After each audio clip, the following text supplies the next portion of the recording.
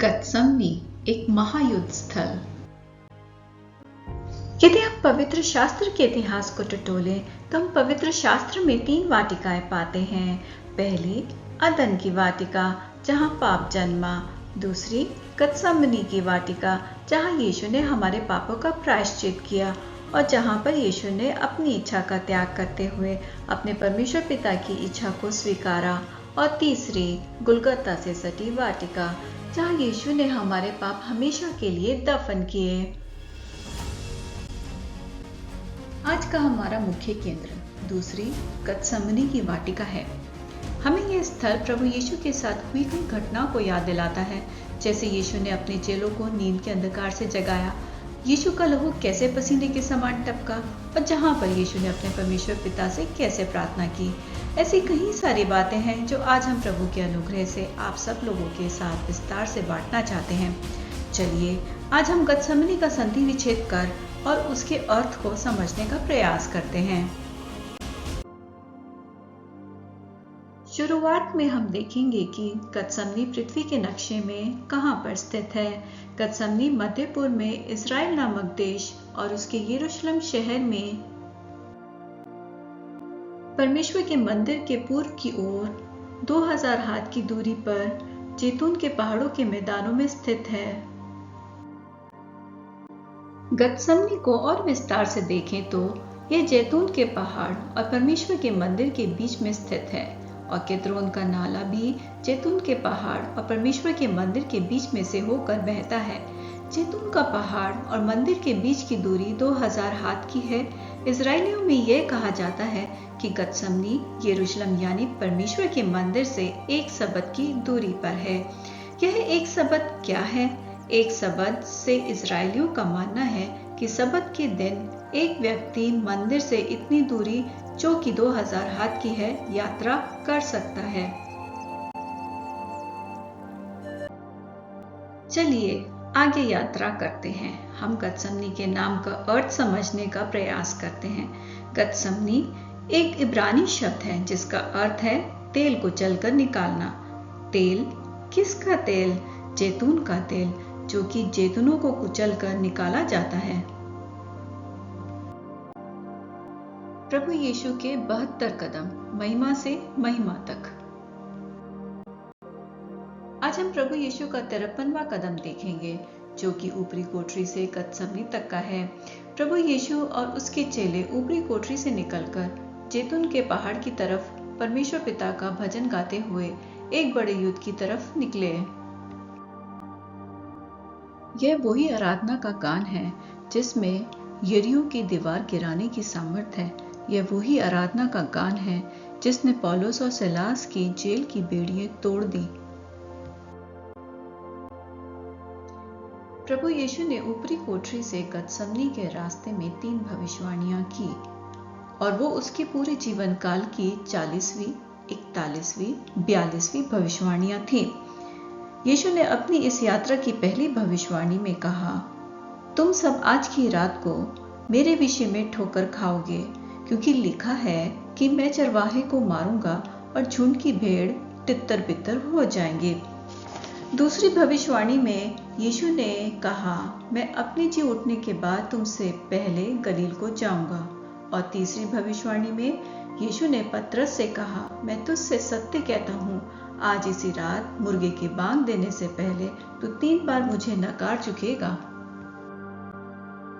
यीशु ने रात के अंधेर में किद्रोन का नाला पार किया, और उसी स्थान पर और उसी जगह पर 10 सदियों पहले राजा दाऊद ने भी किद्रोन का नाला पार किया था। दोनों ही पुरुषों ने अपने मांस और रक्त से अस्वीकृति का सामना किया और उस पर रोए भी। गत्समनी पहुंचकर यीशु ने पतरस, यूहन्ना और याकूब को जागते और प्रार्थना करते रहने के लिए कहा। यीशु का मन उदास और व्याकुल होने लगा।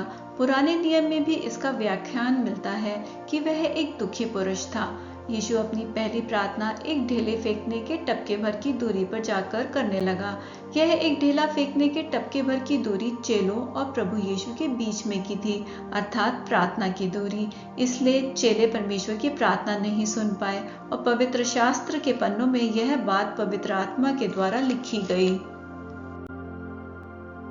यीशु ने अपनी पहली प्रार्थना मुंह के बल गिर और कहा, हे मेरे पिता, यदि हो सके तो यह कटोरा मुझसे टल जाए, तो अभी जैसा मैं चाहता हूँ वैसा नहीं, परंतु जैसा तू चाहता है वैसा ही हो।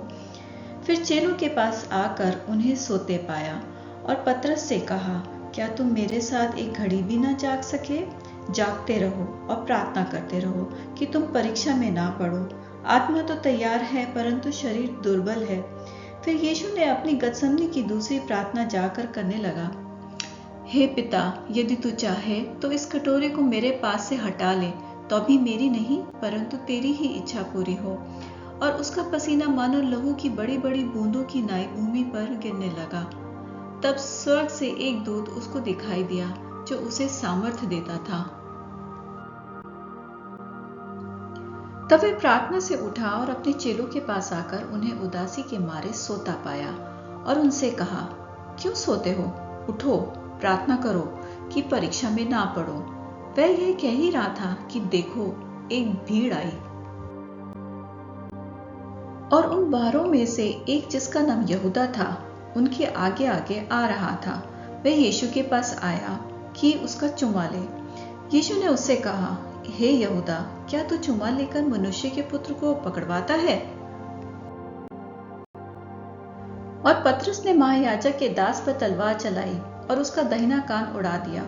इस पर यीशु ने कहा, अब बस करो, और उसका कान छू कर उसे अच्छा किया। और यीशु ने अपने पकड़वाने वालों से कहा, क्या तुम मुझे डाकू जानकर तलवारें और लाठियां लिए हुए निकले हो? जब मैं मंदिर में हर दिन तुम्हारे साथ था तो तुमने मुझ पर हाथ न डाला, पर यह तुम्हारी घड़ी है और अंधकार का अधिकार है। और यीशु की भेड़ें तितर बितर हो गईं। यह यीशु की ऊपरी कोठरी से गतसमनी के रास्ते की पहली भविष्यवाणी संपूर्ण हुई। यह गतसमनी की वाटिका, जहां यीशु का महायुद्ध मेरी इच्छा यानी कि मेरी मैं का और परमेश्वर पिता की इच्छा के बीच में होने का एक महायुद्ध स्थल है। यदि हम इतिहास के झरोकों में झांकें तो हम दूसरा शमूएल 15:30 में पढ़ते हैं कि दाऊद जब अबशलोम से बचकर भागा तो वह जैतून के पहाड़ की ओर भागा और उसी स्थान पर अपने पापों का प्रायश्चित भी किया। दाऊद जब अपने पापों का प्रायश्चित कर जैतून के पहाड़ से लौट रहा था, तभी याजक दाऊद के पीछे परमेश्वर का संदूक, जो कि यीशु को दर्शाता है, लेकर आए। यदि हम इन दोनों किस्सों को समय के धागे में पिरोएं तो यह कितनी अद्भुत बात लगती है कि दाऊद ने जिस स्थान पर अपने पापों का पश्चाताप किया, उसी जगह जब हम समय की रेखा में आगे बढ़े तो दाऊद की संतान, जो कि यीशु है, उसने हमारे सब पापों के लिए पश्चाताप किया। चलिए आगे बढ़ते हुए हम इस्राएलियों की नजर से गतसमनी को देखें। ज्यादातर लोग जैतून के पहाड़ पर आते हैं और जब वह केद्रोन के नाले को पार करते हुए मंदिर को जाते हैं तो उनका मानना है कि वे केद्रोन के नाले को पार करते हुए अपनी सारी अशुद्धता केद्रोन के नाले में फेंक देते हैं और संपूर्ण पवित्रता के साथ परमेश्वर के मंदिर में प्रवेश करते हैं। इसी दृष्टांत को जब हम मिस्र की कहानी के साथ जोड़ें तो हम पाते हैं कि संसार, जो कि मिस्र देश को दर्शाता है, और इजरायली मिस्र देश से निकलते समय पाप के खमीर को, जो कि हमारी इच्छा या मैं को दर्शाता है, अपने से दूर करके पूरी पवित्रता के साथ परमेश्वर पिता की आराधना के लिए निकले, यानी परमेश्वर के राज्य में आराधना के लिए प्रवेश करते हैं। जैसा कि हम पवित्र शास्त्र में पढ़ते हैं कि प्रभु के राज्य में सुबह शाम हर समय आराधना होती रहती है। आराधना का स्थल, जो कि अनंत काल का है, इस स्थान में हम अपवित्रता के साथ यानी अपनी इच्छा या मैं के खमीर के साथ प्रवेश नहीं कर सकते। इसी विचार को एक और दृष्टिकोण से समझने की चेष्टा करते हैं। यह पृथ्वी और इससे जुड़ी हर वस्तु पाप के आगमन से अंधियारी हो गई, यानी अंधकार में चली गई, जिसे हम अंधकार का राज्य कहते हैं। एफिसियों 5:8 में लिखा है, यह मैं इसलिए कह रहा हूँ कि एक समय था जब तुम अंधकार से भरे थे, किंतु अब तुम प्रभु के अनुयायी के रूप में ज्योति से परिपूर्ण हो। इसलिए प्रकाश पुत्रों का सा आचरण करो। यीशु जो कि परमेश्वर है, परमेश्वर का राज्य लेकर इस धरती को रोशन करने आया और इस रोशन अनंत काल के स्थान में जाने के लिए हमें क्रूस से होकर जाना अनिवार्य है और यही इकलौता मार्ग है जो कि क्रूस है। जहां पर मेरी इच्छा और परमेश्वर की इच्छा का महायुद्ध होता है, परमेश्वर ने पहले से ही कह रखा है कि मत डर, तू तो पहले से ही विजय है, पर तुझे इस महायुद्ध से निकलना अनिवार्य है।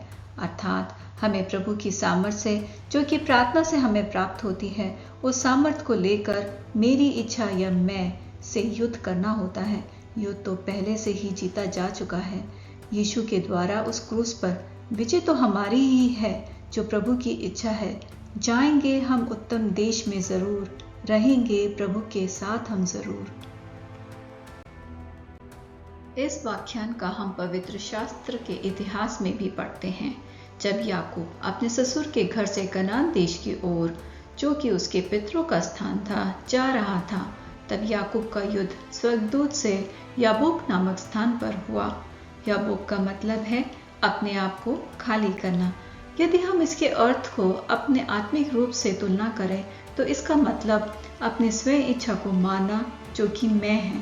और याकूब के नाम का अर्थ है अड़ंगा डालने वाला, मतलब मेरी इच्छा परमेश्वर की इच्छा में अड़ंगा डालती है। उसी जगह परमेश्वर ने याकूब का नाम बदलकर इज़राइल रखा। प्रभु कहता है कि मैं याकूब का परमेश्वर हूँ।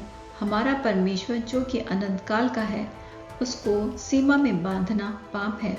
अड़ंगा डालने वाले के परमेश्वर के पास अनंत काल की सामर्थ है कि वह प्रभु की इच्छा में अड़ंगा डालने वाले का नाम बदलकर केवल प्रभु की ही इच्छा पूरी हो, नाम में बदल देता है। इसलिए गतसमनी यह वो जगह है जहां मेरी इच्छा या मैं मरता है और हम अपने पिता परमेश्वर के स्थान में जाने के लिए तैयार होते हैं, जो कि परमेश्वर का राज्य है।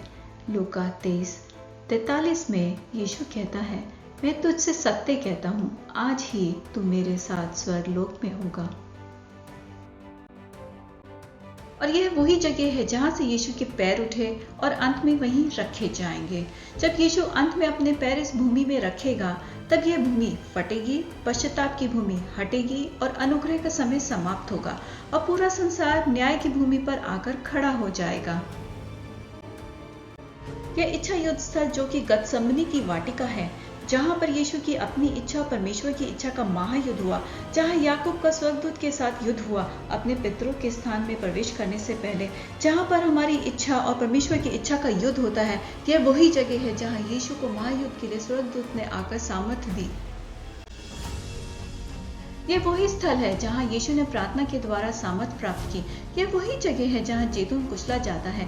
यह वही जगह है जहां हमें सामर्थ प्राप्त होती है प्रार्थना के द्वारा अपनी इच्छा या मैं से लड़ने के लिए, जिससे हम परमेश्वर के राज्य में, जो कि अनंत काल का है, प्रवेश करें और अपने परमेश्वर की आराधना लगातार करते रहें। यह वही स्थान है जहाँ यीशु ने अपने चेलों को भविष्य में होने वाली बातें बताई और यह वही जगह है जहाँ से यीशु के पैर उठे और अंत में वहीं रखे जाएंगे।